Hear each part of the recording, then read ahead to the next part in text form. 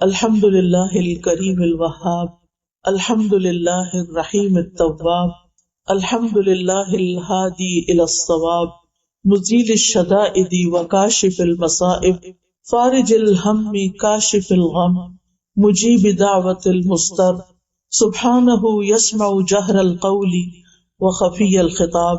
ہر طرح کی تعریف اور حمد اللہ رب العزت کے لیے ہے جو کرم کرنے والا ہے، عطا کرنے والا ہے۔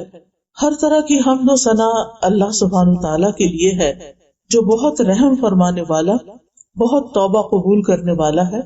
ہر قسم کی حمد اللہ کے لیے ہے جو درست بات کی طرف رہنمائی کرنے والا ہے، جو سختیوں کو دور کرنے والا ہے، مصیبتوں کو ہٹانے والا ہے، پریشانیوں کو دور کرنے والا ہے، غموں کو مٹا دینے والا ہے، لاچار کی دعا قبول کرنے والا ہے۔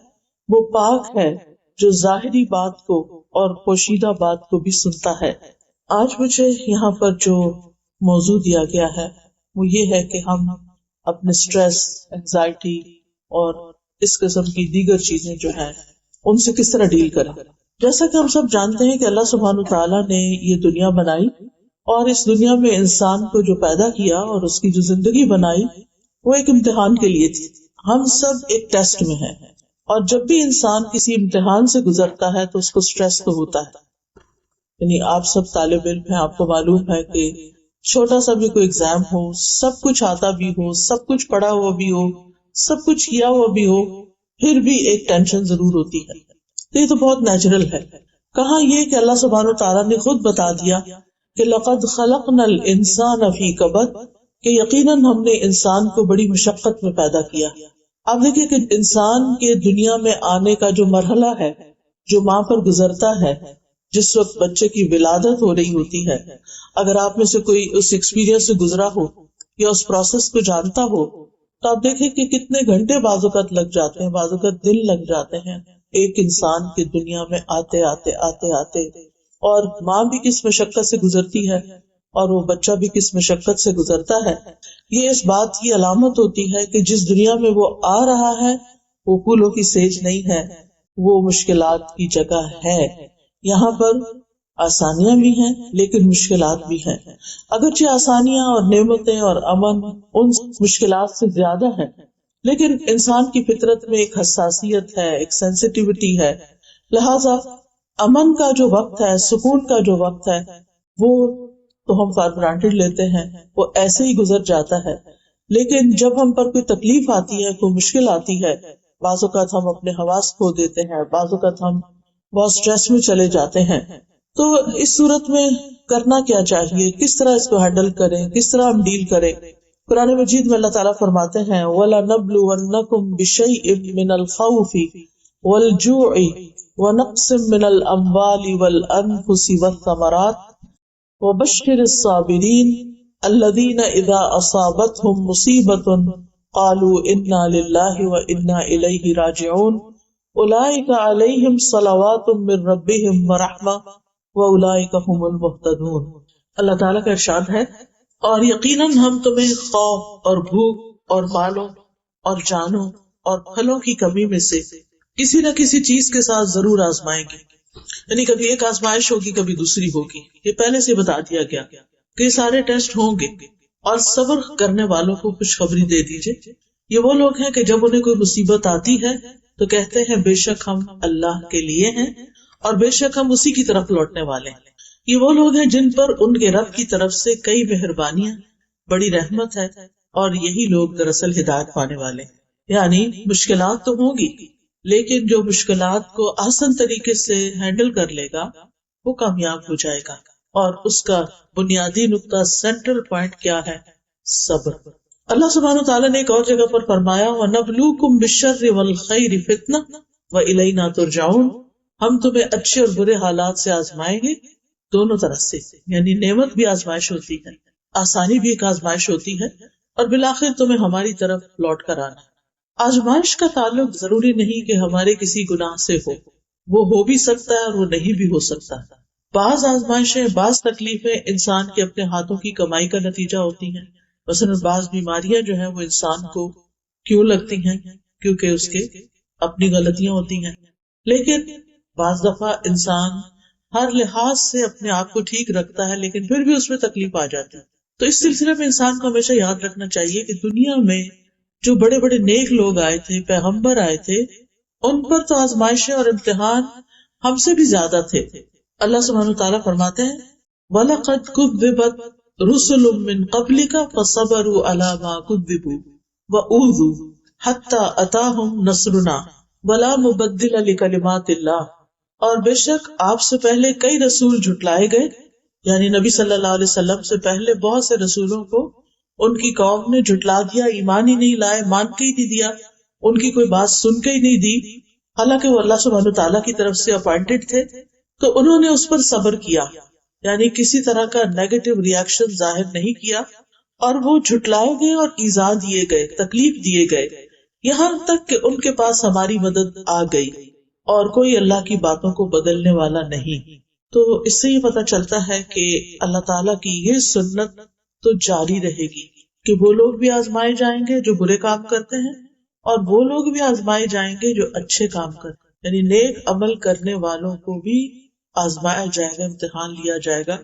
نوح علیہ السلام جو بہت ابتدائی پیغمبروں میں سے ہیں، ہم جانتے ہیں کہ وہ 950 سال تبلیغ کرتے رہے، لیکن کس طرح ان پر آزمائش آئی کہ چند لوگوں کے سوا کوئی ان پر ایمان نہیں لایا، مگر وہ اپنا کام کرتے رہے، انہوں نے صبر سے کام لیا. موسیٰ علیہ السلام کے لیے فرعون کی آزمائش تھی، یعقوب علیہ السلام سے یوسف علیہ السلام جدا ہو گئے تو 40 سال کی جدائی انہیں برداشت کرنا پڑی، اور وہ اپنے پیارے بیٹے کی جدائی میں روتے رہے کہ ان کی آنکھیں سفید ہو گئیں. یوسف علیہ السلام کی الگ آزمائش ہو رہی تھی، کبھی ایک طرح کبھی دوسری طرح، کبھی بھائیوں نے کنویں میں پھینک دیا، کبھی وہ مصر کے بازار میں بک گئے، کبھی وہ عزیز مصر کے گھر میں اس عورت سے آزمائے گئے، اور بالآخر جیل میں ڈال دیے گئے بغیر کسی قصور کے، اور 9 سال کے قریب وہ جیل میں رہے، پھر بالآخر وہاں سے نکالے گئے. اور اللہ سبحانہ تعالیٰ نے دنیا میں بھی ان کے صبر کا ان کو بہترین بدلہ دیا. ایوب علیہ السلام ہم دیکھتے ہیں قرآن مجید میں کہ ان پر آزمائش آئی بیماری کی، اور روایات میں آتا ہے کہ 18 سال تک وہ سخت قسم کی سکن ڈیزیز میں مبتلا رہے. ایک دن کے لیے بھی اگر کہیں ہاتھ پہ کوئی چیز نکل آئے یا کہیں خارش شروع ہو جائے تو انسان بے چین ہو اٹھتا ہے، کہاں یہ کہ 18 ایئرس تک. لیکن ان کا صبر کتنا مثالی تھا.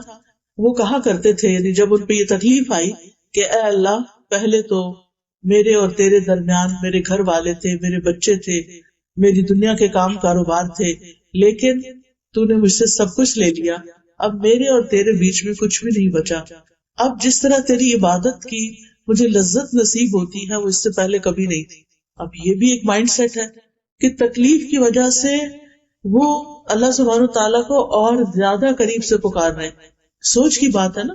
وہ یہ بھی کہہ سکتے تھے کہ اب تو نے سب کچھ مجھ سے لے لیا تو میں کیوں تیری عبادت کروں، جیسے ہمارے عام طور پر لوگ کرتے ہیں کہ اگر انہوں نے نمازیں پڑھی ہوں، دعائیں کی ہوں، اور امتحان میں کامیاب نہ ہو یا مطلوبہ نمبر نہ آئے ہوں تو پھر کیا ہوتا ہے، نماز ہی چھوڑ کے بیٹھ جاتے ہیں یا اللہ تعالیٰ سے ناراض ہو جاتے ہیں.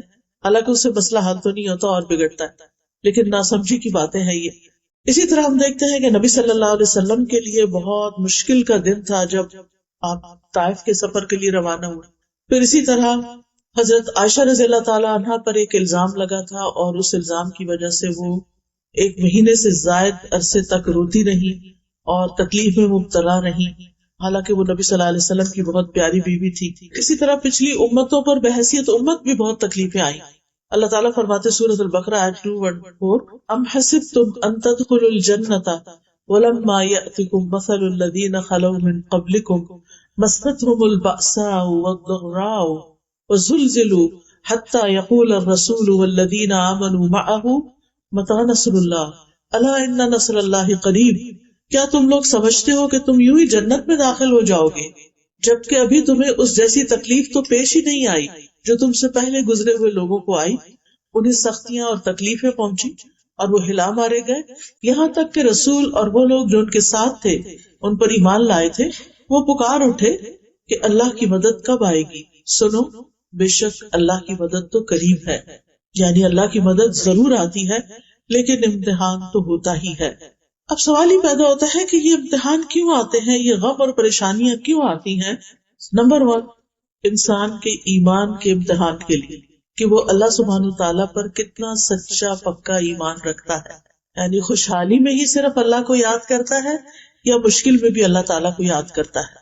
اگر کوئی شخص تکلیف کے وقت اللہ تعالیٰ کی طرف رجوع کرتا ہے اور آزمائش میں اللہ تعالیٰ سے مدد مانگتا ہے تو ایسا شخص ایک اگلے ہائر لیول پہ چلا جاتا ہے اور وہ اپنے ایمان کی سچائی کا ثبوت دیتا ہے. دوسری وجہ انسان کو بلند درجات دینے کے لیے حدیث میں آتا ہے کہ بندے کے لیے اللہ کے ہاں ایک بہت اونچا مقام ہوتا ہے لیکن وہ اپنے عمل کی وجہ سے وہاں تک نہیں پہنچ سکتا، یعنی اس کی عبادت یا باقی اعمال کم ہوتے ہیں. تو اللہ تعالیٰ اسے اپنے جسم یا مال یا اولاد کی آزمائش میں ڈال دیتا ہے. ابو داؤد کہتے ہیں کہ پھر اللہ تعالیٰ اسے صبر کی توفیق بھی دیتا ہے حتیٰ کہ وہ انسان اس صبر کی وجہ سے اس بلند ترین مقام پہ جا پہنچتا ہے. تو یہ ایک ریزن ہوتی ہے انسان کے اوپر سخت امتحان کی کہ اللہ سبحانہ تعالیٰ اس کو ایک اعلیٰ منزل دینا چاہتے ہیں لیکن اس کے عمل ایسے نہیں ہوتے کہ اعمال کی بنیاد پر وہاں پہنچے، لہٰذا اس پر آزمائش آتی ہے جس پہ وہ صبر کرتا ہے اور بلند درجے پاتا ہے. پھر اسی طرح اللہ تعالیٰ کی طرف سے اس انسان کے لیے بھلائی کا ارادہ ہوتا ہے. حدیث میں آتا ہے مَن یُرِدِ اللَّهُ بِهِ خَیْرًا یُصِبْ مِنْهُ، اللہ جس کے ساتھ بھلائی کا ارادہ کرتا ہے اسے مشکل میں ڈال دیتا ہے، مصیبت میں ڈال دیتا ہے. کیوں؟ اس لیے کہ انسان میچور ہو ہی نہیں سکتا. آپ نے کبھی دیکھا ہوگا کچی اینٹیں اور پکی اینٹیں، کبھی بھٹا دیکھا ہوگا جس میں اینٹیں پک رہی ہوتی ہیں، اس سے پہلے وہ لوگ مٹی کو گارے کو بنا کے اور اس سے سانچے سے نکال کے اینٹیں رکھے ہوئے ہوتے ہیں، پھر وہ کسی درجے میں سوکھتی ہیں، پھر ان کو بٹی کی نظر کرتے ہیں اور وہ کئی دن تک ان کے نیچے آگ جلائی جاتی ہے، پھر وہ اتنی پکی اینٹیں ہو جاتی ہیں کہ پھر ان کے اوپر پوری عمارتیں کھڑی کر دی جاتی ہیں. تو بالکل اسی طرح انسان میچور نہیں ہوتا، کچا ہی رہتا ہے، اس کے اندر پختگی نہیں آتی، وہ بڑے کام کرنے کے قابل نہیں ہوتا جب تک وہ مشکلات سے نہیں گزرتا. اسی لیے آپ اگر ریشو دیکھیں عام طور پر تو جو بچے مشکلات سے نکلتے ہیں پڑھائی میں اور آگے بڑھنے کی ہرس میں، جو ان میں سے آ جاتے ہیں آگے، وہ بہت محنتی ہوتے ہیں بنسبت ان بچوں کو جن کو بہت لاڈ پیار ملا ہوتا ہے، چھوٹی چھوٹی چیز سے گھبرا جاتے ہیں. تو انسان کو اس زندگی میں کچھ کرنے کے لیے بہت سا صبر چاہیے ہوتا ہے، بہت سی محنت چاہیے ہوتی ہے. آپ دیکھیے کہ جن لوگوں نے بڑی بڑی ایجادات کی ہیں انہوں نے اپنی پوری زندگی اس کام میں کپا دی. انہوں نے بھوک پیاس بھی کاٹی، انہوں نے گمنامی بھی کاٹی، اور انہیں دنیاوی طور پر کوئی زیادہ فائدہ حاصل نہیں ہوا. مرنے کے بعد ان کا نام روشن ہو گیا، ان کو کیا فائدہ ہوا ان کی زندگی میں؟ ہم آرام سے بیٹھ کے پیناڈول کھا لیتے ہیں، ہمیں یہ بھی نہیں پتا کہ کس نے یہ ایجاد کی تھی. اس کی زندگی ریسرچ کرتے کرتے کس مشکل سے گزری تھی، کس تکلیف سے وہ شخص گزرا ہوگا جس نے ایک اتنی فائدے کی چیز انسانوں کے لیے بنا لی کہ ذرا سی درد ہوتی انسان بغیر سوچے سمجھے کھا کے اور اپنے آپ کو پھر کام میں مشغول کر لیتا ہے. اس وقت بھی آپ جانتے ہیں کہ میڈیسن میں جو دو طرح کے لوگ ہوتے ہیں، ایک تو پریکٹیشنرز ہوتے ہیں اور ایک سائنٹسٹ ہوتے ہیں، اکیڈیمیا ہوتے ہیں. تو اس میں بہت کم لوگ ریسرچ اور اکیڈیمکس کی طرف جاتے ہیں کیونکہ اس میں بظاہر ریوارڈ نظر نہیں آتا، بہت قربانی کرنی پڑتی ہے، آپ کو پیسے بھی کم ملتے ہیں. اس کے برعکس وہ لوگ جو اچھے ہائیلی کوالیفائڈ ہوتے ہیں، پریکٹس شروع کر دیتے ہیں میڈیسن کی، آپ دیکھیں کہ زندگی بالکل الگ ہوتی ہے. وہ دنیا کی زندگی کو انجوائے کر رہے ہوتے ہیں، پیسے سے، شہرت سے، بہت سی چیزوں سے. لیکن جو سائنٹسٹ ہوتے ہیں عام طور پر آپ ان کی اگر زندگیوں کے بارے میں پڑھیں تو آپ حیران ہو جائیں گے کہ کس قدر سادہ زندگی وہ گزارتے ہیں، کس قدر محنت کی، مشقت کی. اسی طرح دین میں جنہوں نے بڑا نام پیدا کیا، مثلا امام بخاری ہیں، ان کی کتاب اللہ کی کتاب کے بعد سب سے صحیح کتاب بتائی جاتی ہے. امام بخاری 16 سال کی عمر میں اپنے گھر سے نکلے تھے علم حاصل کرنے کے لیے، اور 16 سال تک وہ گھر واپس نہیں گئے. اس دوران انہوں نے احادیث اکٹھی کی، ان کو چھانٹا، پرکھا، دیکھا، اور پھر کتاب لکھی، صحیح احادیث پر مشتمل کتاب لکھی، صحیح البخاری. ہم میں سے آج کس کا یہ ارادہ ہے، یہ کس کے اندر یہ ہمت ہے کہ وہ 16 سال اپنے گھر والوں کی شکل بھی نہ دیکھے اور 16 سال تک اپنے گھر والوں سے کوئی بات بھی نہ کرے. آج تو ہمارے پاس ویڈیو کالز کا سسٹم ہے اور اتنی ساری چیزیں آ گئی ہیں کہ ہمیں کوئی مشکل نہیں، ہم دنیا کے کسی بھی حصے میں ہوں ہم کنیکشن میں ہی رہتے ہیں. پہلے تو کہا جاتا تھا میرا سلام فلاں کو پہنچانا، یہ بھی ایک بڑا کام سمجھا جاتا تھا. تو اب تو یہ بھی کسی کو کہنے کی ضرورت نہیں، آپ خود ہی کافی ہیں، جس کو چاہے سلام کر لیں. تو اس میں آپ دیکھیے کہ انہوں نے 16 سال لگا کر ایک کتاب لکھی. امام مالک کی کتاب موطا امام مالک سب سے پہلی حدیث کی کتاب ہے جس کی تیاری میں ان کو 40 سال لگے، کیونکہ اس وقت احادیث جمع نہیں تھی. 40 سال ان کو لگے. تو ان کو کسی نے کہا کہ اور لوگ بھی آپ کو دیکھا دیکھی یہ کتاب لکھنے لگ گئے ہیں ایسی. تو انہوں نے کہا کہ ما کان للہ بقیہ، جو اللہ کے لیے ہوگا وہ باقی رہ جائے گا. اور واقعی ان کی کتاب باقی رہ گئی اور باقی کتابیں معلوم نہیں کہاں گئی. تو کہنے کا مطلب یہ ہے کہ جس نے بھی زندگی میں کوئی بڑا کام کیا اس نے مشکلات سہی. من طلب العلا سحر اللیالی، جس نے بلندیاں طلب کی وہ راتوں کو جاگا. رات کی نیند کس کو پیاری نہیں ہوتی، لیکن وہ راتوں کو جاگتا ہے. اور اس میں ہم دیکھتے ہیں کہ امام بخاری کے ساتھ ایک طالب علم اور تھے، وہ کہنے لگے ایک مرتبہ مجھے ان کے ساتھ رات گزارنے کا موقع ملا. میں نے گنا کہ امام بخاری رات 18 مرتبہ اٹھے، رات کے دوران 18 بار اٹھے، دیا جلایا، کچھ لکھا، بند کیا، پھر سو گئے، پھر اٹھے، پھر کچھ لکھا. معلوم نہیں خواب میں دیکھتے ہوں گے یا ان کے ذہن یعنی سو کے بھی نہیں سوتے ہوں گے. تو کہنے کا مطلب یہ ہے کہ یہ وہ لوگ ہیں کہ جنہوں نے اپنی زندگیاں مشقت میں گزاری لیکن دنیا کو ایک بہت بڑا فیض پہنچا گئے. آج بھی ایسے لوگ ہیں، ایسے ریسرچرز ہیں کہ جو بعض اوقات صرف جنگلوں میں ہی رہ کے زندگی بسر کرتے تھے. ایک چھوٹی سی ویڈیو جو ہم 2-3 منٹ میں دیکھ لیتے ہیں نا کسی پرندے کی ساری زندگی کی، کہ کس طرح وہ بڑا ہوتا ہے اور گھر بناتا ہے اور کس طرح بچے دیتا ہے اور کس طرح بچے اڑ جاتے ہیں. وہ 60 ڈیز بھی ریسنٹلی کسی نے مجھے بھیجی، تو بہت ہی انٹرسٹنگ تھا. اللہ کی تخلیق پہ غور کرنا چاہیے. اس ٹیکنالوجی کے دور میں ہر چیز بری بھی نہیں ہے. خیر، تو اس میں دیکھ رہی تھی کہ 60 ڈیز کی ویڈیو تھی. اب میں سوچی تھی اس شخص نے جو یہ ویڈیو بنائی ہے یہ 60 ڈیز تک کانسٹنٹ آبزرویشن کرتا رہا اس پرندے کی کہ کس طرح یہ گھر بنانے سے لے کے انڈے دینے سے لے کے اور بچوں کو پالنے سے لے کے کس طرح ایک ایک بچہ پھر اڑ جاتا ہے. تو چھوٹا سا بھی کام کرنا تو انسان کو محنت اور صبر کی ضرورت ہوتی ہے. اس کے بغیر اگر آپ صرف ایک حیوان کے لیول پر زندگی بسر کرنا چاہتے ہیں، گائے بھینس کے لیول پر، تو آپ دیکھیں اس کی زندگی میں کیا ہے. صبح سو کے اٹھتے ہیں، کھاتے ہیں، پیتے ہیں، دودھ دیتے ہیں، پھر کوئی کھانا شروع کر دیتے ہیں، پھر دوبارہ سو جاتے ہیں بیٹھے بیٹھے یا کھڑے کھڑے، پھر دوبارہ کچھ کھا لیتے ہیں. کئی دفعہ دیکھو کھانا ہی کھانا، ان کے 4 پیٹ ہوتے ہیں، آپ کو معلوم ہی ہوگا.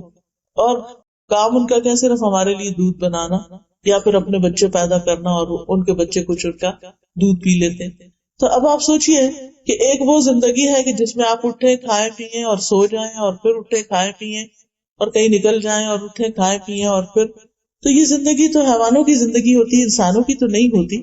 لیکن ظاہر ہے کہ انسانوں کو جب کوئی کام کرنا پڑتا ہے تو اس میں انہیں مشقت ہوتی ہے، اور جب مشقت ہوتی ہے تو پھر انسان کو تکلیف پہنچتی ہے اور انسان کی استقامت ختم ہونے لگتی ہے. جو بھی اس نے کام شروع کیا تھا آدھے میں چھوڑ کے نکلنا چاہتا ہے اسے.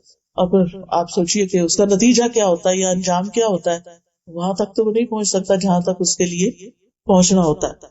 اگر انسان یہ بات یاد رکھے کہ غموں سے پاک زندگی صرف جنت کی زندگی، دنیا میں یہ نہیں ہو سکتا، تو پہلے سے ہم مینٹلی پریپیئرڈ ہوں گے کہ اس دنیا میں تو امتحان ہوں گے.